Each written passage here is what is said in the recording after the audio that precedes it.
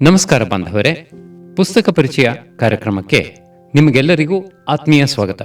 David Sheff ಅವರು ಬರೆದ beautiful boy, a father's journey through his son's addiction ಎಂಬ ಪುಸ್ತಕವು ತಂದೆಯೊಬ್ಬ ತನ್ನ ಮಗನ ಮಾದಕ ದ್ರವ್ಯ ವ್ಯಸನದ ಡ್ರಗ್ ಅಡಿಕ್ಷನ್ ವಿರುದ್ಧ ನಡೆಸಿದ ಸುದೀರ್ಘ ಹಾಗೂ ನೋವಿನ ಹೋರಾಟದ ನೈಜ ಕಥೆಯಾಗಿದೆ.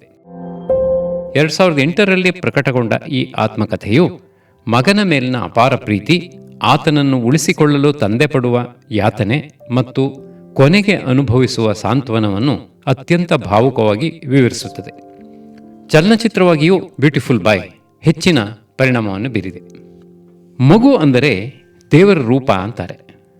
ಆದರೆ ನಾವು ಕಣ್ಣಲ್ಲಿ ಕಣ್ಣಿಟ್ಟು ಕಾಯ್ದು ಬೆಳೆಸಿದ ಅದೇ ಮಗು ನಮಗೇ ಗೊತ್ತಿಲ್ಲದಂತೆ ನಮಗಿಂತ ದೂರವಾಗಿ ಒಂದು ಕತ್ತಲೆಯ ಸುಳಿಗೆ ಸಿಲುಕಿಬಿಟ್ಟರೆ ಆ ತಂದೆ ತಾಯಿಯ ಹೃದಯ ಅನುಭವಿಸುವ ವೇದನೆಗೆ ಬೆಲೆ ಕಟ್ಟಲು ಸಾಧ್ಯವೇ? ಇಂದು ನಾವು ಮಾತನಾಡ ಹೊರಟಿರುವುದು ಕೇವಲ ಒಂದು ಪುಸ್ತಕದ ಬಗ್ಗೆ ಅಲ್ಲ, ಪ್ರತಿಯೊಬ್ಬ ಪೋಷಕರ ಹೃದಯವನ್ನು ಹಿಂಡಿ ಹಿಪ್ಪೆ ಮಾಡುವಂತಹ ಒಂದು ಜೀವಂತ ಕಥನದ ಬಗ್ಗೆ. ಡೇವಿಡ್ ಶೆಫ್ ಬರೆದ ಬ್ಯೂಟಿಫುಲ್ ಬಾಯ್ ತನ್ನ ಮಗ ನಿಕ್ ಮಾದಕ ದ್ರವ್ಯ ವ್ಯಸನದ ಡ್ರಗ್ ಅಡಿಕ್ಷನ್ ಮಹಾಮಾರಿ ಜಾಲದಲ್ಲಿ ಸಿಲುಕಿದಾಗ ಆತನನ್ನು ಉಳಿಸಿಕೊಳ್ಳಲು ಒಬ್ಬ ತಂದೆ ನಡೆಸುವ ಸುದೀರ್ಘ ಕಣ್ಣೀರಿನ ಹೋರಾಟವೇ ಈ ಪುಸ್ತಕ. ಪ್ರೀತಿ, ಭರವಸೆ ಮತ್ತು ನೋವಿನ ನಡುವಿನ ಈ ಭಾವನಾತ್ಮಕ ಪಯಣದತ್ತ ಒಮ್ಮೆ ಕಣ್ಣು ಹಾಯಿಸೋಣ. ಹಿನ್ನೆಲೆ ಮತ್ತು ಆರಂಭಿಕ ಜೀವನ. ಶ್ರೋತೃಗಳೇ, ಕಥೆಯ ಆರಂಭ ಯಾವಾಗಲೂ ಸುಂದರವಾಗಿಯೇ ಇರುತ್ತದಲ್ಲವೇ? ಈ ಕಥೆಯೂ ಹಾಗೆಯೇ. ಡೇವಿಡ್ ಶೆಫ್ ಒಬ್ಬ ಯಶಸ್ವಿ ಪತ್ರಕರ್ತ.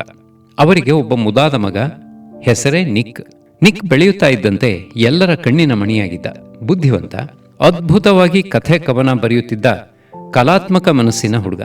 ಸ್ಪೋರ್ಟ್ಸ್ನಲ್ಲೂ ಆತನಿಗೆ ಅಪಾರ ಆಸಕ್ತಿ. ತಂದೆ ಡೇವಿಡ್ಗೆ ಮಗನ ಮೇಲೆ ಪ್ರಾಣಕ್ಕಿಂತ ಹೆಚ್ಚಿನ ಪ್ರೀತಿ. ದುರಾದೃಷ್ಟವಶಾತ್ ಡೇವಿಡ್ ಮತ್ತು ಅವನ ಹೆಂಡತಿಯ ವಿಚ್ಛೇದನದ ನಂತರ ನಿಕ್ ತಂದೆಯ ಬಳಿಯಲ್ಲೇ ಬೆಳೆಯುತ್ತಾನೆ. ಆದರೂ ತಂದೆ ಮಗ ಇಬ್ಬರ ನಡುವೆ ಯಾವುದೇ ಬಾಂಧವ್ಯಕ್ಕೂ ಕಡಿಮೆ ಇರಲಿಲ್ಲ. ಅವರಿಬ್ಬರದ್ದು ಕೇವಲ ತಂದೆ ಮಗನ ಸಂಬಂಧವಾಗಿರಲಿಲ್ಲ, ಜೀವದ ಗೆಳೆಯರಂತೆ ಇದ್ದರು. ಆದರೆ ಹದಿಹರೆಯದ ಹೊಸ್ತಿಲಿಗೆ ಕಾಲಿಡುತ್ತಿದ್ದಂತೆ ಆ ಸುಂದರ ಬಾಲ್ಯದ ಮೇಲೆ ಸಣ್ಣದೊಂದು ಕಪ್ಪು ಛಾಯೆ ಆವರಿಸಲು ಶುರುವಾಗುತ್ತದೆ. ಹೈಸ್ಕೂಲ್ ತಲುಪಿದ ನಿಕ್ ತನ್ನ ಸ್ನೇಹಿತರ ಜೊತೆ ಸೇರಿ ಗಾಂಜಾ ಮತ್ತು ಮದ್ಯಪಾನದ ಅಭ್ಯಾಸ ಮಾಡಿಕೊಳ್ಳುತ್ತಾನೆ. ಆರಂಭದಲ್ಲಿ ತಂದೆ ಡೇವಿಡ್ ಇದು ಇಂದಿನ ಹದಿಹರೆಯದ ಮಕ್ಕಳಲ್ಲಿ ಕಂಡುಬರುವ ಸಾಮಾನ್ಯ ಚೇಷ್ಟೆ ಇರಬೇಕು, ಬೆಳೆಯುತ್ತಾ ಸರಿ ಹೋಗುತ್ತಾನೆ ಎಂದು ಭಾವಿಸುತ್ತಾರೆ. ಆದರೆ ಆ ಸಣ್ಣ ಅಭ್ಯಾಸವೇ ಮುಂದೆ ತಮ್ಮಿಡೀ ಸಂಸಾರವನ್ನು ಆಹುತಿ ತೆಗೆದುಕೊಳ್ಳುವ ದೊಡ್ಡ ಬಿರುಗಾಳಿಯಾಗಲಿದೆ ಎಂದು ಆ ತಂದೆಗೆ ಆಗ ಗೊತ್ತಿರಲಿಲ್ಲ. ಮುಂದೇನಾಯಿತು? ಆ ಸುಂದರ ಹುಡುಗ ಬ್ಯೂಟಿಫುಲ್ ಬಾಯ್ ಕತ್ತಲೆಯ ಹಾದಿಗೆ ಜಾರಿದ್ದು ಹೇಗೆ? ಮಾದಕ ದ್ರವ್ಯ ವ್ಯಸನದ ಸುಳಿಯಲ್ಲಿ ನಿಕ್. ಶ್ರೋತೃಗಳೇ, ಒಂದು ಸಣ್ಣ ಕುತೂಹಲ ಅಥವಾ ಹದಿಹರಿಯದ ಚೇಷ್ಟೆ ಅಂದುಕೊಂಡಿದ್ದು ಕಾಲೇಜು ಹಂತಕ್ಕೆ ಬರುವಷ್ಟರಲ್ಲಿ ಅತ್ಯಂತ ಭೀಕರವಾದ ರೂಪ ಪಡೆದುಕೊಳ್ಳುತ್ತದೆ. ನಿಕ್ ಜಾರಿದ್ದು ಸಾಮಾನ್ಯ ಅಭ್ಯಾಸಕ್ಕಲ್ಲ, ಅದು ಮೆಥಾಂಫೆಟಮೈನ್ ಅಥವಾ ಮೆತ್ ಎನ್ನುವ ಅತ್ಯಂತ ಅಪಾಯಕಾರಿ ಡ್ರಗ್ಸ್ಗೆ. ಈ ಮೆತ್ ಎನ್ನುವ ಮಾರಿ ಒಮ್ಮೆ ಯಾರ ಶರೀರ ಸೇರಿದರೂ ಅವರ ಇಡೀ ಮೆದುಳಿನ ನಿಯಂತ್ರಣವನ್ನೇ ತನ್ನ ವಶಕ್ಕೆ ತೆಗೆದುಕೊಂಡು ಬಿಡುತ್ತದೆ. ಅಲ್ಲಿಯವರೆಗೆ ಪ್ರೀತಿ, ಕರುಣೆ, ವಿಧೇಯತೆ ಎಂದಿದ್ದ ಈ ಬ್ಯೂಟಿಫುಲ್ ಬಾಯ್ ನಿಕ್ ಈ ರಾಸಾಯನಿಕ ವ್ಯಸನದ ಪ್ರಭಾವದಿಂದ ಸಂಪೂರ್ಣವಾಗಿ ಬದಲಾಗಿ ಹೋಗುತ್ತಾನೆ. ಆತನ ಕಣ್ಣುಗಳಲ್ಲಿ ಪ್ರೀತಿಯ ಬದಲು ಅಪರಿಚಿತ ಕತ್ತಲೆ ಕಾಣಿಸತೊಡಗುತ್ತದೆ. ತನ್ನ ವ್ಯಸನವನ್ನು ಪೂರೈಸಿಕೊಳ್ಳಲು ನಿಕ್ ತಂದೆಯ ಬಳಿ ಸುಳ್ಳು ಹೇಳಲು ಶುರು ಮಾಡುತ್ತಾನೆ. ಮನೆಯಲ್ಲಿದ್ದ ಹಣ, ಬೆಲೆ ಬಾಳುವ ವಸ್ತುಗಳನ್ನು ಕದಿಯುತ್ತಾನೆ. ತಂದೆ ಡೇವಿಡ್, ಸಾಕುತಾಯಿ ಕೇರನ್ ಮತ್ತು ತನ್ನ ಮುದ್ದಾದ ಸಣ್ಣ ತಂಗಿ ತಮ್ಮಂದಿರ ನಂಬಿಕೆಯನ್ನು ಕಣ್ಣೆಮೆಯಿಕ್ಕುವುದರೊಳಗೆ ಮುರಿದು ಹಾಕುತ್ತಾನೆ. ದಿನಗಳು ಕಳೆದಂತೆ ನಿಕ್ ಮನೆಗೆ ಬರುವುದನ್ನೇ ನಿಲ್ಲಿಸುತ್ತಾನೆ. ದಿನಗಟ್ಟಲೆ, ವಾರಗಟ್ಟಲೆ ಆತ ಕಾಣೆಯಾಗುತ್ತಾನೆ. ಡ್ರಗ್ಸ್ ಪಡೆಯಲು ಅಪರಾಧ ಪ್ರಪಂಚದ ನಂಟು ಬೆಳೆಸಿಕೊಳ್ಳುತ್ತಾನೆ. ಅತ್ತ ಮಗ ಮನೆಗೆ ಬರೆದಿದ್ದಾಗ ತಂದೆ ಡೇವಿಡ್ಗೆ ರಾತ್ರಿಡೀ ನಿದ್ದೆ ಇಲ್ಲ. ತನ್ನ ಮಗ ಎಲ್ಲಿದ್ದಾನೋ, ಜೀವಂತವಾಗಿದ್ದಾನೋ ಇಲ್ಲವೋ ಎನ್ನುವ ಭಯ ಆ ತಂದೆಯನ್ನು ಕರಗಿಸಿಬಿಡುತ್ತದೆ. ಡೇವಿಡ್ ರಾತ್ರಿ ವೇಳೆ ನಗರದ ಅಪಾಯಕಾರಿ ಕತ್ತಲೆಯ ಗಲ್ಲಿಗಳಲ್ಲಿ, ಕಸದ ತೊಟ್ಟಿಗಳ ಪಕ್ಕದಲ್ಲಿ, ಡ್ರಗ್ಸ್ ಅಡ್ಡಾಗಳಲ್ಲಿ ತನ್ನ ಮಗನನ್ನ ಹುಡುಕುತ್ತಾ ಅಲೆಯಲು ಶುರು ಮಾಡುತ್ತಾನೆ. ಮಗನ ಬಾಲ್ಯದ ಸುಂದರ ನಗು ಇಂದು ರಾಕ್ಷಸಿ ಸ್ವರೂಪದ ವ್ಯಸನದ ಅಡಿಯಲ್ಲಿ ನಜ್ಜುಗುಜ್ಜಾಗಿತ್ತು. ಪುನರ್ವಸತಿ ಮತ್ತು ಚೇತರಿಕೆಯ ವೈಫಲ್ಯಗಳು. ಶ್ರೋತೃಗಳೇ, ಕತ್ತಲೆ ಇದ್ದ ಮಗನನ್ನು ಹೇಗೆಯಾದರೂ ಸರಿ ಆ ಕತ್ತಲೆಯಿಂದ ಹೊರತರಲೇಬೇಕೆಂದು ತಂದೆ ಡೇವಿಡ್ ಪಣ ತೊಡುತ್ತಾರೆ. ತನ್ನಲ್ಲಿದ್ದ ಹಣ, ಸಮಯ, ಶಕ್ತಿ ಎಲ್ಲವನ್ನೂ ಧಾರೆ ಎರೆದು ದೇಶದ ಅತ್ಯುತ್ತಮ ರಿಹ್ಯಾಬಿಲಿಟೇಷನ್ ಸೆಂಟರ್ಗಳಿಗೆ, ಮಾದಕ ದ್ರವ್ಯ ವ್ಯಸನ ಮುಕ್ತಿ ಕೇಂದ್ರಗಳಿಗೆ ನಿಕ್ನನ್ನು ಸೇರಿಸುತ್ತಾರೆ. ಆರಂಭದಲ್ಲಿ ಎಲ್ಲ ಆಶಾದಾಯಕವಾಗಿಯೇ ಕಾಣಿಸುತ್ತದೆ. ರಿಹ್ಯಾಬ್ನಲ್ಲಿದ್ದಾಗ ನಿಕ್ ಡ್ರಗ್ಸ್ನಿಂದ ದೂರವಿರುತ್ತಾನೆ. ಆತನ ಆರೋಗ್ಯ ಸುಧಾರಿಸುತ್ತದೆ. ಆತನ ಮುಖದಲ್ಲಿ ಮತ್ತೆ ಆ ಹಳೆಯ ನಗು, ಆ ಕಳೆ ಕಾಣಿಸಿಕೊಂಡಾಗ ಡೇವಿಡ್ ಅವರ ಜೀವಕ್ಕೆ ಜೀವ ಬರುತ್ತದೆ. ಅಬ್ಬಾ, ನನ್ನ ಮಗ ಕೊನೆಗೂ ಸರಿ ಹೋದ, ನನ್ನ ಬ್ಯೂಟಿಫುಲ್ ಬಾಯ್ ಮತ್ತೆ ಮರಳಿ ಬಂದ ಎಂದು ಡೇವಿಡ್ ನಿಟ್ಟುಸಿರು ಬಿಡುತ್ತಾರೆ. ಆದರೆ ಆ ಖುಷಿ ಹೆಚ್ಚು ದಿನ ಉಳಿಯುವುದಿಲ್ಲ. ರಿಹ್ಯಾಬ್ನಿಂದ ಹೊರಬಂದ ಕೆಲವೇ ದಿನಗಳಲ್ಲಿ ಅಥವಾ ತಿಂಗಳುಗಳಲ್ಲಿ ನಿಕ್ ಮತ್ತೆ ಅದೇ ಹಳೆಯ ದಾಸ್ಯಕ್ಕೆ ಬೀಳುತ್ತಾನೆ. ವೈದ್ಯಕೀಯ ಭಾಷೆಯಲ್ಲಿ ಇದನ್ನು ರಿಲ್ಯಾಪ್ಸ್, ಅಂದರೆ ಚೇತರಿಕೆಯ ವೈಫಲ್ಯ ಎನ್ನಲಾಗುತ್ತದೆ. ಒಮ್ಮೆ ಅಲ್ಲ, 2 ಬಾರಿ ಅಲ್ಲ, ಹಲವು ಬಾರಿ ನಿಕ್ ರಿಹ್ಯಾಬ್ಗೆ ಹೋಗುವುದು, ಚೇತರಿಸಿಕೊಳ್ಳುವುದು, ನಂತರ ಮತ್ತೆ ಡ್ರಗ್ಸ್ ತೆಕ್ಕೆಗೆ ಬೀಳುವುದು ನಡೆಯುತ್ತಲೇ ಇರುತ್ತದೆ. ಈ ಚೇತರಿಕೆ ಮತ್ತು ವೈಫಲ್ಯದ ರೊಟೇಷನ್ ಡೇವಿಡ್ ಅವರ ಕುಟುಂಬವನ್ನು ಸಂಪೂರ್ಣವಾಗಿ ಜಜ್ಜಿ ಹಾಕುತ್ತದೆ. ಪ್ರತಿಯೊಬ್ಬ ತಂದೆಯಂತೆಯೇ ಡೇವಿಡ್ಗೂ ಪ್ರತಿಯೊಂದು ವೈಫಲ್ಯದ ನಂತರ ತೀವ್ರ ನಿರಾಶೆ, ಆಕ್ರೋಶ ಮತ್ತು ಕಣ್ಣೀರು ಎದುರಾಗುತ್ತದೆ. ನನ್ನ ಸಾಕಣೆಯಲ್ಲಿ ಎಲ್ಲಾದರೂ ತಪ್ಪಾಯಿತೆ, ನಾನು ಒಳ್ಳೆಯ ತಂದೆಯಾಗಲು ಸಾಧ್ಯವಾಗಲಿಲ್ಲವೇ ಎಂಬ ಅಪರಾಧ ಪ್ರಜ್ಞೆ, ಗಿಲ್ಟ್, ಆ ತಂದೆಯ ಆತ್ಮಸಾಕ್ಷಿಯನ್ನು ಕ್ಷಣ ಕ್ಷಣಕ್ಕೂ ಹಿಂಸಿಸುತ್ತದೆ. ಮಗ ರಿಹ್ಯಾಬ್ನಿಂದ ಬಂದಾಗ ಮೂಡುವ ಭರವಸೆ, ಆತ ಮತ್ತೆ ಡ್ರಗ್ಸ್ ತೆಗೆದುಕೊಂಡಾಗ ಆಗುವ ಹೃದಯಂಗಮ ನೋವು, ಈ ಎರಡರ ನಡುವೆ ಸಿಕ್ಕಿ ಆ ಕುಟುಂಬ ತತ್ತರಿಸಿ ಹೋಗುತ್ತದೆ. ತಂದೆಯ ತನಿಖೆ ಮತ್ತು ವಾಸ್ತವದ ಅರಿವು. ಕೇಳುಗರೆ, ಪದೇ ಪದೇ ಎದುರಾಗುತ್ತಿದ್ದ ವೈಫಲ್ಯಗಳು, ನಿರಂತರ ಆತಂಕ ಮತ್ತು ಅಪರಾಧ ಪ್ರಜ್ಞೆಯಿಂದ ಬಳಲುತ್ತಿದ್ದ ಡೇವಿಡ್ ಕೊನೆಗೆ ಒಂದು ನಿರ್ಧಾರಕ್ಕೆ ಬರುತ್ತಾರೆ. ಅವರು ಕೇವಲ ಕಣ್ಣೀರು ಹಾಕುವ ತಂದೆಯಾಗಿ ಉಳಿಯಲು ಬಯಸಲಿಲ್ಲ. ಒಬ್ಬ ವೃತ್ತಿಪರ ಪತ್ರಕರ್ತನಾಗಿ ಈ ಮಾದಕ ವ್ಯಸನ ಎನ್ನುವ ರಕ್ಕಸನ ನಿಜವಾದ ಸ್ವರೂಪವೇನು ಎಂಬುದನ್ನು ಕಂಡುಹಿಡಿಯಲು ಹೊರಡುತ್ತಾರೆ. ಡೇವಿಡ್ ದೇಶದ ಪ್ರಸಿದ್ಧ ವೈದ್ಯರುಗಳು, ನರವಿಜ್ಞಾನಿಗಳು, ಮನೋವೈದ್ಯರುಗಳು ಹಾಗೂ ವ್ಯಸನ ಮುಕ್ತಿ ತಜ್ಞರುಗಳನ್ನು ನೇರವಾಗಿ ಭೇಟಿಯಾಗಿ ಚರ್ಚಿಸುತ್ತಾರೆ. ವೈಜ್ಞಾನಿಕ ಸಂಶೋಧನಾ ಪ್ರಬಂಧಗಳನ್ನು ಓದುತ್ತಾರೆ. ಈ ಸುದೀರ್ಘ ತನಿಖೆಯಿಂದ ಅವರಿಗೆ ಅತ್ಯಂತ ಕಠೋರವಾದ ಆದರೆ ಕಣ್ಣು ತೆರೆಸುವಂತಹ ಕೆಲವೊಂದು ಸತ್ಯಗಳು ಅರಿವಾಗುತ್ತದೆ. ಮೊದಲನೆಯದಾಗಿ, ವ್ಯಸನ ಎನ್ನುವುದು ನಡವಳಿಕೆಯ ತಪ್ಪಲ್ಲ, ಅದೊಂದು ಸಂಕೀರ್ಣವಾದ ಮೆದುಳಿನ ರೋಗ. ಮೆಥ್ನಂಥ ಅಪಾಯಕಾರಿ ಡ್ರಗ್ಸ್ಗಳು ಮೆದುಳಿನ ರಾಸಾಯನಿಕ ಸಮತೋಲನವನ್ನೇ ಸಂಪೂರ್ಣವಾಗಿ ಬದಲಾಯಿಸಿಬಿಡುತ್ತವೆ. ಅಲ್ಲಿ ವ್ಯಕ್ತಿಯ ಸ್ವಯಂ ನಿಯಂತ್ರಣ ಅಥವಾ ಇಚ್ಛಾಶಕ್ತಿ, ವಿಲ್ ಪವರ್ ಕೆಲಸ ಮಾಡುವುದೇ ಇಲ್ಲ. ನಿಕ್ ಬೇಕೆಂದೇ ತಂದೆಗೆ ಮೋಸ ಮಾಡುತ್ತಿರಲಿಲ್ಲ.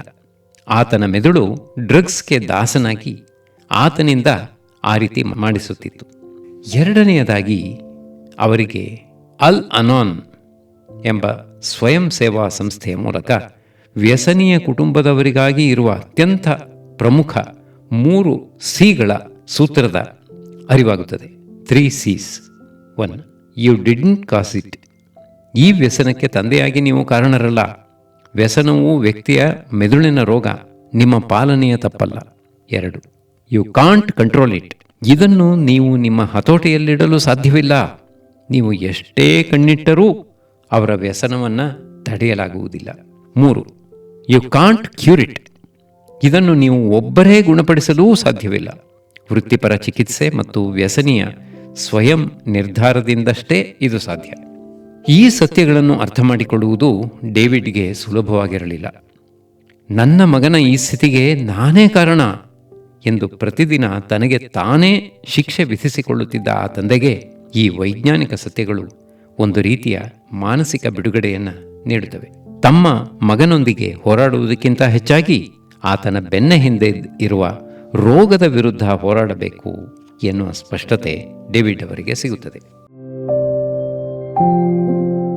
ಅಲ್ ಅನಾನ್ ಎಂಬುದು ಮಾದಕ ದ್ರವ್ಯ ಅಥವಾ ಮದ್ಯಪಾನ ವ್ಯಸನಕ್ಕೆ, ಅಡಿಕ್ಷನ್ ಅಥವಾ ಆಲ್ಕೋಹಾಲಿಸಂ, ಈಡಾದ ವ್ಯಕ್ತಿಗಳ ಕುಟುಂಬದವರು ಮತ್ತು ಸ್ನೇಹಿತರಿಗಾಗಿ ಕೆಲಸ ಮಾಡುವ ಒಂದು ಪ್ರಸಿದ್ಧ ಅಂತಾರಾಷ್ಟ್ರೀಯ ಸ್ವಯಂ ಸೇವಾ ಹಾಗೂ ಲಾಭರಹಿತ ಬೆಂಬಲ ಗುಂಪಾಗಿದೆ.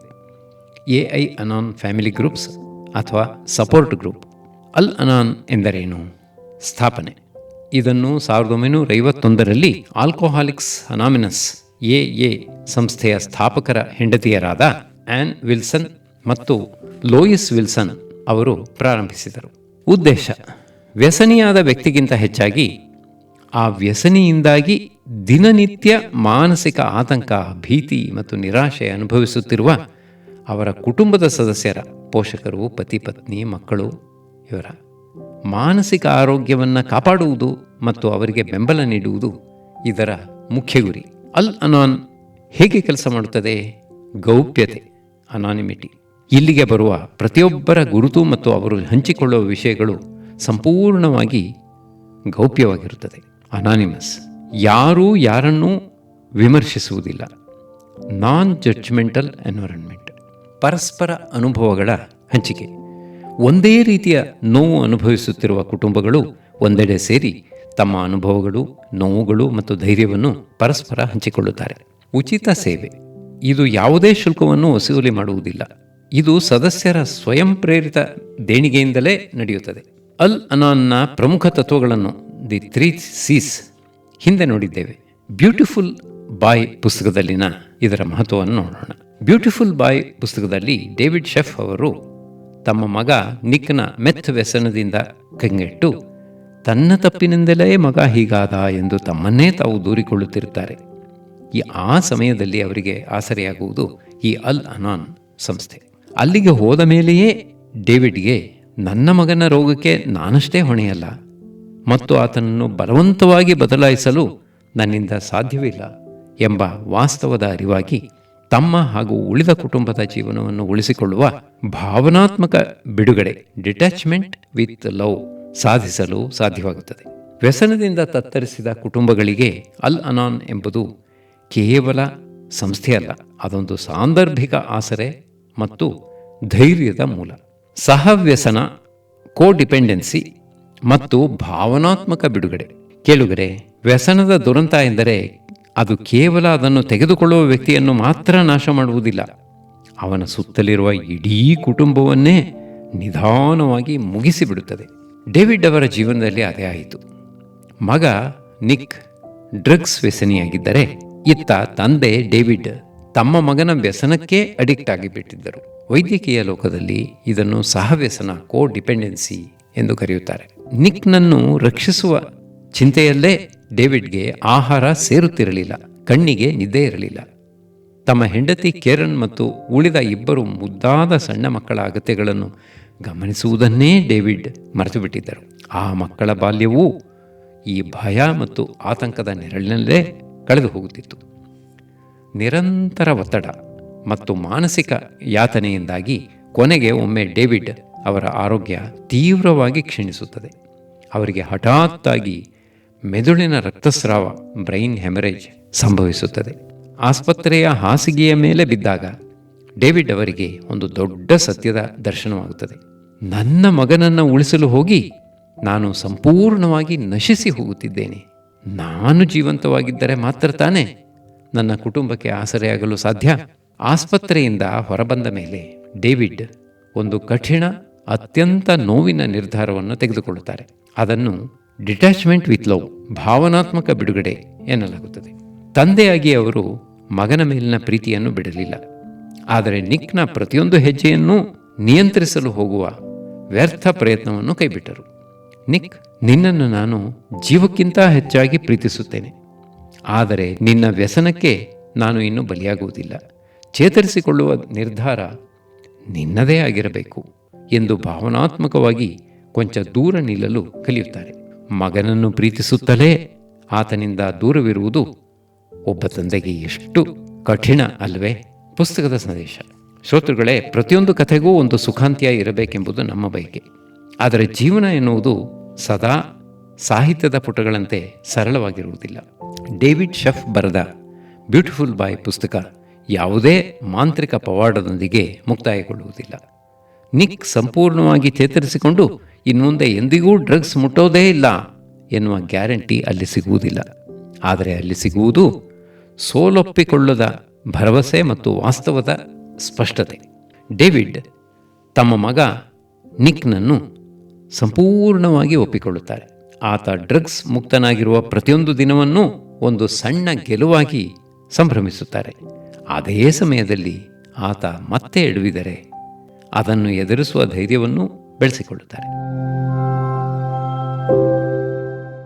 ಈ ಮಹಾನ್ ಪುಸ್ತಕ ನಮಗೆ ಬಿಟ್ಟು ಹೋಗುವ ಪ್ರಮುಖ ಸಂದೇಶಗಳು ಇವು. ವ್ಯಸನವು ಇಡೀ ಕುಟುಂಬದ ರೋಗ. ಮಾದಕ ದ್ರವ್ಯ ವ್ಯಸನ ಎನ್ನುವುದು ಕೇವಲ ವ್ಯಸನಿಗೆ ಮಾತ್ರವಲ್ಲ, ಆತನ ಇಡೀ ಕುಟುಂಬಕ್ಕೆ ಮಾನಸಿಕ ಹಾಗೂ ಭಾವನಾತ್ಮಕ ಕಾಯಿಲೆಯನ್ನು ತರುತ್ತದೆ. ಪ್ರೀತಿಯೊಂದೇ ಚಿಕಿತ್ಸೆಯಾಗಲಾರದು. ಪ್ರೀತಿ ಎಷ್ಟೇ ಅಪಾರವಾಗಿದ್ದರೂ ಅದು ರೋಗವನ್ನು ತಕ್ಷಣವೇ ಗುಣಪಡಿಸುವುದಿಲ್ಲ. ಅದಕ್ಕೆ ಸೂಕ್ತ ವೈದ್ಯಕೀಯ, ನರವಿಜ್ಞಾನ ಮತ್ತು ಮನೋವೈದ್ಯಕೀಯ ಬೆಂಬಲ ಅಗತ್ಯ. ನಿಮ್ಮ ಜೀವನವನ್ನು ಕಳೆದುಕೊಳ್ಳಬೇಡಿ. ವ್ಯಸನಿಯನ್ನು ರಕ್ಷಿಸುವ ಹಾದಿಯಲ್ಲಿ ಕುಟುಂಬದ ಇತರ ಸದಸ್ಯರು ತಮ್ಮ ಆರೋಗ್ಯ ಮತ್ತು ಜೀವನವನ್ನು ಹಾಳು ಮಾಡಿಕೊಳ್ಳಬಾರದು. ಭರವಸೆಯನ್ನು ಎಂದಿಗೂ ಕೈಬಿಡಬೇಡಿ. ಕತ್ತಲೆ ಎಷ್ಟೇ ದಟ್ಟವಾಗಿದ್ದರೂ ಹೊಸ ಬೆಳಕಿನ ಭರವಸೆಯನ್ನು ಬಿಡಬಾರದು. ಆದರೆ ಆ ಭರವಸೆ ವಾಸ್ತವದ ಅರಿವಿನ ಮೇಲೆ ಇರಬೇಕೇ ಹೊರತು ಕಲ್ಪನೆಯ ಮೇಲಲ್ಲ. ಡೇವಿಡ್ ಶೆಫ್ ಅವರ ಈ ಪಯಣ ಡ್ರಗ್ಸ್ ವಿರುದ್ಧ ಹೋರಾಡುತ್ತಿರುವ ಜಗತ್ತಿನ ಕೋಟ್ಯಂತರ ಪೋಷಕರಿಗೆ ಒಂದು ದೊಡ್ಡ ಆಸರೆ ಮತ್ತು ದಾರಿದೀಪವಾಗಿದೆ. ತನ್ನ ಮಗ ಬ್ಯೂಟಿಫುಲ್ ಬಾಯ್ ಆಗಿ ಬೆಳೆಯುತ್ತಾನೋ ಇಲ್ಲವೋ, ತಂದೆಯ ಪ್ರೀತಿ ಮಾತ್ರ ಎಂದೆಂದಿಗೂ ಬ್ಯೂಟಿಫುಲ್ ಆಗಿರುತ್ತದೆ ಎಂಬುದೇ ಈ ಪುಸ್ತಕದ ಸಾರ. ಮುಕ್ತಾಯ. ಆತ್ಮೀಯ ಶ್ರೋತೃಗಳೇ, ಡೇವಿಡ್ ಶೆಫ್ ಅವರ ಬ್ಯೂಟಿಫುಲ್ ಬಾಯ್ ಪುಸ್ತಕವನ್ನು ನಾವು ಕೇವಲ ಒಂದು ಕಥೆಯಾಗಿ ನೋಡಬಾರದು.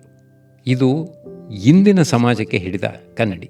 ಈ ಪುಸ್ತಕ ನಮಗೆ ನೀಡುವ ಅತ್ಯಂತ ದೊಡ್ಡ ವಿಶ್ಲೇಷಣಾತ್ಮಕ ಸಂದೇಶವೆಂದರೆ, ವ್ಯಸನ ಎನ್ನುವುದು ವ್ಯಕ್ತಿಯ ಸ್ವಭಾವದ ದೋಷವಲ್ಲ, ಅದೊಂದು ಮೆದುಳಿನ ರೋಗ, ಬ್ರೈನ್ ಡಿಸೀಸ್. ಒಬ್ಬ ವ್ಯಸನಿಗೆ ನೈತಿಕ ಶಿಕ್ಷೆಗಿಂತ ಹೆಚ್ಚಾಗಿ ವೈದ್ಯಕೀಯ ಮತ್ತು ಮಾನಸಿಕ ಚಿಕಿತ್ಸೆಯ ಅಗತ್ಯವಿರುತ್ತದೆ. ಇನ್ನೊಂದು ಮುಖ್ಯ ವಿಷಯವೆಂದರೆ, ವ್ಯಸನಿಯ ಜೊತೆಗೆ ಆತನ ಇಡೀ ಕುಟುಂಬವೂ ಮಾನಸಿಕವಾಗಿ ಕಾಯಿಲೆಗೆ ಬೀಳುತ್ತದೆ. ತಂದೆಯಾಗಿ ಡೇವಿಡ್ ಕಲಿಯುವ ಆ 3 ಸಿಗಳ ಸೂತ್ರ: you didn't cause it, you can't control it, you can't cure it. ಅಂದರೆ ಇದಕ್ಕೆ ನೀನು ಕಾರಣವಲ್ಲ, ಇದನ್ನು ನೀನು ನಿಯಂತ್ರಿಸಲು ಅಥವಾ ತಕ್ಷಣ ಗುಣಪಡಿಸಲು ಸಾಧ್ಯವಿಲ್ಲ ಎನ್ನುವ ಸತ್ಯ. ಇದು ಪ್ರತಿಯೊಬ್ಬ ಪೋಷಕರೂ ಅರ್ಥ ಮಾಡಿಕೊಳ್ಳಬೇಕಾದ ವಾಸ್ತವ. ಪ್ರೀತಿ ಖಂಡಿತ ಶಕ್ತಿಶಾಲಿ, ಆದರೆ ಆ ಪ್ರೀತಿಯೇ ವ್ಯಸನಕ್ಕೆ ಪೂರಕವಾಗಬಾರದು, ಕೋ ಡಿಪೆಂಡೆನ್ಸಿಗೆ. ನಮ್ಮ ಸುತ್ತಮುತ್ತ ಯಾರಾದರೂ ಇಂತಹ ಕಷ್ಟದಲ್ಲಿದ್ದರೆ ಅವರನ್ನು ದ್ವೇಷಿಸಬೇಡಿ. ಬದಲಿಗೆ ಸೂಕ್ತ ವೈದ್ಯಕೀಯ ಹಾಗೂ ಮನೋವೈದ್ಯಕೀಯ ನೆರವು ಕೊಡಿಸಿ. ಪ್ರೀತಿ ಇರಲಿ, ಜೊತೆಗೆ ವಾಸ್ತವದ ಅರಿವೂ ಇರಲಿ. ಬ್ಯೂಟಿಫುಲ್ ಬಾಯ್ ಕೇವಲ ಡ್ರಗ್ಸ್ ವಿರುದ್ಧದ ಹೋರಾಟದ ಕಥೆಯಷ್ಟೇ ಅಲ್ಲ, ಅದು ತಂದೆಯೊಬ್ಬನ ಅಪರಿಮಿತ ಪ್ರೀತಿ, ವೇದನೆ ಮತ್ತು ಕೊನೆಗೆ ಸಿಗುವ ಆತ್ಮಸ್ಥೈರ್ಯದ ಸಂಕೇತವಾಗಿದೆ. ಕೆಲವು ಡ್ರಗ್ಸ್ಗಳ ವಿವರವನ್ನು ನೋಡಿ. ಮೆಥಾಂಫೆಟಮೈನ್. ಕೇಳುಗರೆ, ಇಂದಿನ ಆಧುನಿಕ ಯುಗದಲ್ಲಿ ಸಮಾಜವನ್ನು, ವಿಶೇಷವಾಗಿ ಯುವಜನತೆಯನ್ನು ಒಳಗಿನಿಂದಲೇ ಕೊರೆದು ತಿನ್ನುತ್ತಿರುವ ಅತ್ಯಂತ ಭೀಕರ ಶತ್ರು ಎಂದರೆ ಅದು ಮಾದಕ ದ್ರವ್ಯ. ಅದರಲ್ಲಿಯೂ ಒಂದು ಬಾರಿ ಸ್ಪರ್ಶಿಸಿದರೂ ಜೀವನವನ್ನೇ ಶೂನ್ಯವಾಗಿಸುವ ಸಾಮರ್ಥ್ಯವಿರುವ ಕೃತಕ ರಾಸಾಯನಿಕ ಹೊಂದಿದೆ. ಅದೇ ಮೆಥಾಂಫೆಟಮೈನ್. ಸಾಧಾರಣವಾಗಿ ಇದನ್ನು ಮೆಥ್ ಅಥವಾ ಕ್ರಿಸ್ಟಲ್ ಮೆಥ್ ಎಂದು ಕರೆಯಲಾಗುತ್ತದೆ. ಒಂದು ಮೆಥಾಂಫೆಟಮೈನ್ನ ವೈಜ್ಞಾನಿಕ ಸ್ವರೂಪ ಮತ್ತು ಮೆದುಳಿನ ಮೇಲಿನ ದಾಳಿ. ಮೆಥಾಂಫೆಟಮೈನ್ ಎನ್ನುವುದು ನೈಸರ್ಗಿಕವಾಗಿ ಸಿಗುವ ವಸ್ತುವಲ್ಲ. ಇದು ಪ್ರಯೋಗಾಲಯಗಳಲ್ಲಿ ತಯಾರಾಗುವ ತೀವ್ರ ಉತ್ತೇಜಕ ಕೃತಕ ರಾಸಾಯನಿಕ, ಸಿಂಥೆಟಿಕ್ ಸ್ಟಿಮ್ಯುಲೆಂಟ್. ಇದು ದೇಹವನ್ನು ಸೇರಿದ ತಕ್ಷಣ ನೇರವಾಗಿ ಮಾನವನ ಕೇಂದ್ರೀಯ ನರಮಂಡಲ ಹಾಗೂ ಮೆದುಳಿನ ಮೇಲೆ ಆಕ್ರಮಣ ಮಾಡುತ್ತದೆ. ನಮ್ಮ ಮೆದುಳಿನಲ್ಲಿ ಡೋಪಮೈನ್ ಎಂಬ ರಾಸಾಯನಿಕ ಇರುತ್ತದೆ. ನಾವು ನಕ್ಕಾಗ, ಗೆದ್ದಾಗ ಅಥವಾ ಇಷ್ಟವಾದ ಆಹಾರ ತಿಂದಾಗ ಈ ಡೋಪಮೈನ್ ಬಿಡುಗಡೆಯಾಗಿ ನಮಗೆ ನೈಸರ್ಗಿಕ ಸಂತೋಷ ನೀಡುತ್ತದೆ. ಆದರೆ ಈ ಮೆಥ್ ಸೇವಿಸಿದ ತಕ್ಷಣ ಮೆದುಳಿನಲ್ಲಿ ಡೋಪಮೈನ್ ಪ್ರಮಾಣವು ನೈಸರ್ಗಿಕ ಮಟ್ಟಕ್ಕಿಂತ 1000 ಪಟ್ಟು ಹೆಚ್ಚು ಕೃತಕವಾಗಿ ಬಿಡುಗಡೆಯಾಗುತ್ತದೆ. ವ್ಯಕ್ತಿಗೆ ತಕ್ಷಣವೇ ಅಪರಿಮಿತ ಆನಂದ, ಅತಿಯಾದ ಶಕ್ತಿ ಮತ್ತು ಸುಳ್ಳು ಆತ್ಮವಿಶ್ವಾಸದ ಅನುಭವವಾಗುತ್ತದೆ. ಆದರೆ ಈ ಕೃತಕ ಆನಂದದ ಬೆಲೆ ಅತ್ಯಂತ ಭೀಕರವಾದದ್ದು. ಕಾಲಕ್ರಮೇಣ ಮೆದುಳು ತನ್ನ ಸ್ವಯಂ ಡೋಪಮೈನ್ ಉತ್ಪಾದಿಸುವ ಸಾಮರ್ಥ್ಯವನ್ನೇ ಕಳೆದುಕೊಳ್ಳುತ್ತದೆ. ಪರಿಣಾಮವಾಗಿ ವ್ಯಕ್ತಿ ಡ್ರಗ್ಸ್ ಇಲ್ಲದೆ ಸಾಮಾನ್ಯ ಸಂತೋಷವನ್ನು ಅನುಭವಿಸಲು ಸಾಧ್ಯವಾಗದೆ ಸಂಪೂರ್ಣವಾಗಿ ಅದಕ್ಕೆ ದಾಸನಾಗುತ್ತಾನೆ. ದೈಹಿಕ ಮತ್ತು ಮಾನಸಿಕ ವಿನಾಶ. ಮೆಥಾಂಫೆಟಮೈನ್ ವ್ಯಸನಿಯಾದ ವ್ಯಕ್ತಿಯಲ್ಲಿ ಕಾಣಿಸಿಕೊಳ್ಳುವ ಬದಲಾವಣೆಗಳು ನರಕದ ದರ್ಶನ ಮಾಡಿಸುತ್ತವೆ. ಮಾನಸಿಕ ತಳಮಳ. ವ್ಯಸನಿಗೆ ಅತಿಯಾದ ಕೋಪ, ನಿರಂತರ ಆತಂಕ ಮತ್ತು ತೀವ್ರ ಭ್ರಮೆಗಳು ಪ್ಯಾರನಾಯ್ಡ್ಸ್ ಎದುರಾಗುತ್ತವೆ. ಯಾರೋ ನನ್ನನ್ನು ಕೊಲ್ಲಲು ಸಂಚು ರೂಪಿಸುತ್ತಿದ್ದಾರೆ ಎಂಬ ಭಯ ಕಾಡುತ್ತದೆ. ಚರ್ಮದ ಅಡಿಯಲ್ಲಿ ಕ್ರಿಮಿಕೀಟಗಳು ಹರಿಯುತ್ತಿವೆ ಎಂಬ ಭ್ರಮೆಯಿಂದ ತಮ್ಮ ಚರ್ಮವನ್ನೇ ತಾವೇ ತರಿಸಿಕೊಂಡು ಗಾಯ ಮಾಡಿಕೊಳ್ಳುತ್ತಾರೆ. ದೈಹಿಕ ಕ್ಷೀಣತೆ. ಈ ಡ್ರಗ್ಸ್ ಹಸಿವು ಮತ್ತು ನಿದ್ದೆಯನ್ನು ಸಂಪೂರ್ಣವಾಗಿ ನಾಶಪಡಿಸುತ್ತದೆ. ಪರಿಣಾಮವಾಗಿ ತೂಕ ತೀವ್ರವಾಗಿ ಇಳಿಯುತ್ತದೆ, ಮುಖದ ಕಾಂತಿ ಹೋಗಿ ವೃದ್ಧರಂತೆ ಕಾಣುತ್ತಾರೆ. ಮೆತ್ ಮೌತ್. ಈ ರಾಸಾಯನಿಕದ ಪ್ರಭಾವದಿಂದ ಬಾಯಿಯಲ್ಲಿ ಲಾಲಾರಸ ಒಣಗಿ ಹಲ್ಲುಗಳು ಕೊಳೆತು ಮುರಿದು ಬೀಳುತ್ತವೆ. ವೈದ್ಯಕೀಯ ಲೋಕದಲ್ಲಿ ಇದನ್ನು ಮೆತ್ ಮೌತ್ ಎಂದು ಕರೆಯಲಾಗುತ್ತದೆ. ಸಾಮಾಜಿಕ ದುರಂತ ಮತ್ತು ವ್ಯಸನದ ಭೀಕರತೆ. ಮೆಥಾಂಫೆಟಮೈನ್ ಏಕೆ ಅತ್ಯಂತ ಅಪಾಯಕಾರಿ ಎಂದರೆ ಇದನ್ನು ಒಂದೇ ಒಂದು ಬಾರಿ ಸೇವಿಸಿದರೂ ವ್ಯಕ್ತಿ ವ್ಯಸನಿಯಾಗುವಷ್ಟು ಇದು ಪ್ರಬಲವಾಗಿದೆ. ಇದು ವ್ಯಕ್ತಿಯ ನೈತಿಕತೆಯನ್ನು ಸುಟ್ಟು ಹಾಕುತ್ತದೆ. ಪ್ರೀತಿಪಾತ್ರರಿಗೆ ಸುಳ್ಳು ಹೇಳುವುದು, ಮನೆಯಲ್ಲಿ ಕದಿಯುವುದು, ಅಪರಾಧ ಕೃತ್ಯಗಳಲ್ಲಿ ತೊಡಗುವುದು ಮತ್ತು ಹಿಂಸಾಚಾರಕ್ಕೆ ಇಳಿಯುವುದು ಸಾಮಾನ್ಯವಾಗುತ್ತದೆ. ಬ್ಯೂಟಿಫುಲ್ ಬಾಯ್ ಪುಸ್ತಕದಲ್ಲಿ ತಂದೆ ಡೇವಿಡ್ ಶೆಫ್ ಬರೆಯುತ್ತಾರೆ, ಮೆತ್ ಎನ್ನುವುದು ನನ್ನ ಮಗನ ದೇಹದಲ್ಲಿದ್ದ ಆತನ ಒಳ್ಳೆಯತನ ಮತ್ತು ಪ್ರೀತಿಯನ್ನು ಸುಟ್ಟು ಹಾಕಿ ಆತನ ದೇಹದಲ್ಲಿ ಒಬ್ಬ ಅಪರಿಚಿತ ರಾಕ್ಷಸನನ್ನು ತಂದು ಕೂರಿಸಿತು. ಪರಿಹಾರ ಮತ್ತು ಜಾಗೃತಿ. ಕೇಳುಗರೆ, ಮೆಥಾಂಫೆಟಮೈನ್ ವ್ಯಸನದಿಂದ ಹೊರಬರುವುದು ಅತ್ಯಂತ ಕಠಿಣವಾದ ಹಾದಿ. ಕೇವಲ ಇಚ್ಛಾಶಕ್ತಿಯಿಂದ ಇದನ್ನು ತಡೆಯಲಾಗುವುದಿಲ್ಲ. ಇದಕ್ಕೆ ದೀರ್ಘಕಾಲದ ವೈದ್ಯಕೀಯ ಚಿಕಿತ್ಸೆ, ನರವಿಜ್ಞಾನಿಗಳ ಬೆಂಬಲ ಮತ್ತು ಮನೋವೈದ್ಯಕೀಯ ಪುನರ್ವಸತಿ ರಿಹ್ಯಾಬಿಲಿಟೇಷನ್ ಅತ್ಯಗತ್ಯ. ಎಲ್ಲಕ್ಕಿಂತ ಮುಖ್ಯವಾಗಿ ಒಮ್ಮೆ ಯತ್ನಿಸಿ ನೋಡೋಣ ಎಂಬ ಸಣ್ಣ ಕುತೂಹಲವೂ ಸಹ ಇಡೀ ಜೀವನವನ್ನು ಕತ್ತಲೆಗೆ ತಳ್ಳಬಹುದು ಎಂಬ ಅರಿವು ಪ್ರತಿಯೊಬ್ಬ ಹದಿಹರೆಯದ ಮಗುವಿಗೆ ಮತ್ತು ಪೋಷಕರಿಗೆ ಇರಬೇಕು.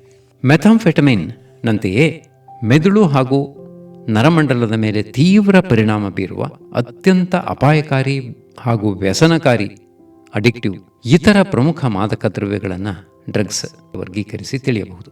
ಒಂದು, ತೀವ್ರ ಉತ್ತೇಜಕಗಳು, ಸೆಂಟ್ರಲ್ ನರ್ವಸ್ ಸಿಸ್ಟಮ್ ಸ್ಟಿಮ್ಯುಲೆಂಟ್ಸ್.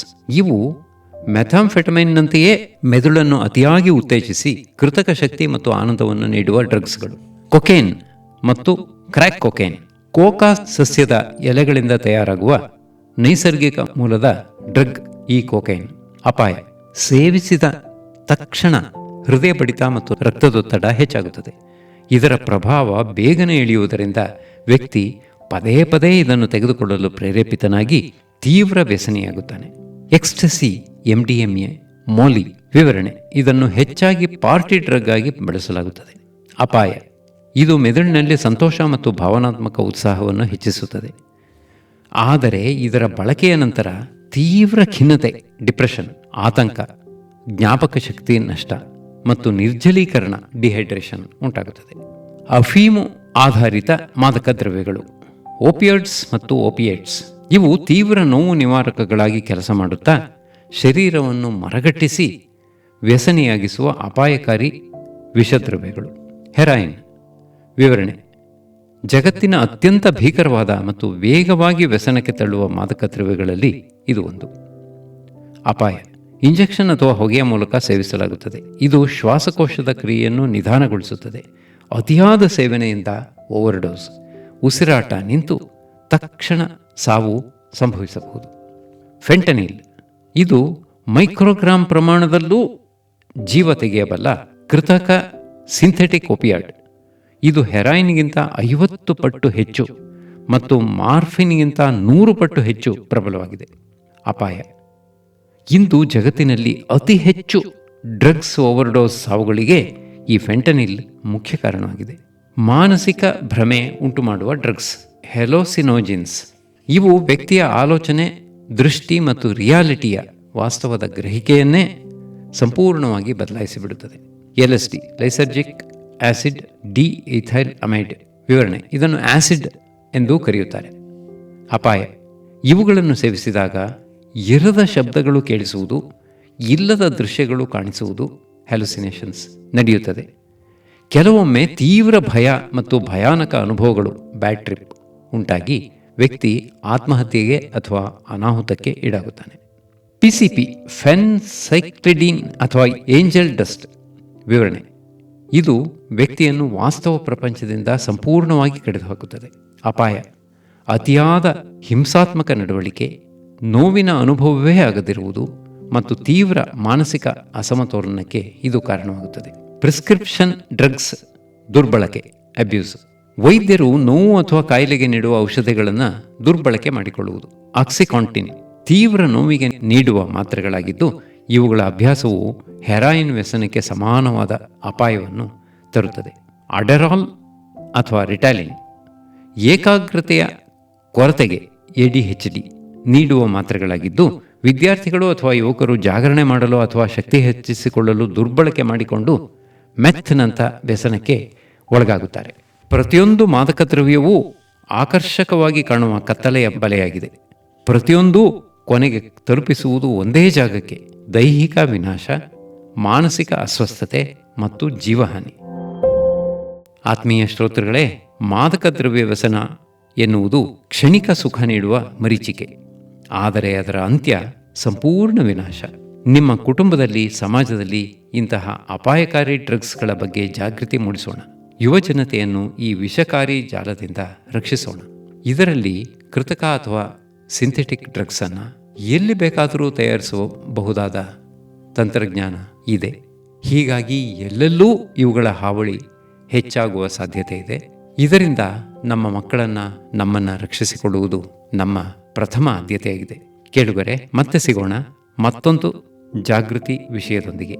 ಅಲ್ಲಿಯವರೆಗೆ ಹೆದರದಿರಿ, ಜಾಗೃತರಾಗಿರಿ. ಶುಭ ದಿನ. ಧನ್ಯವಾದಗಳು.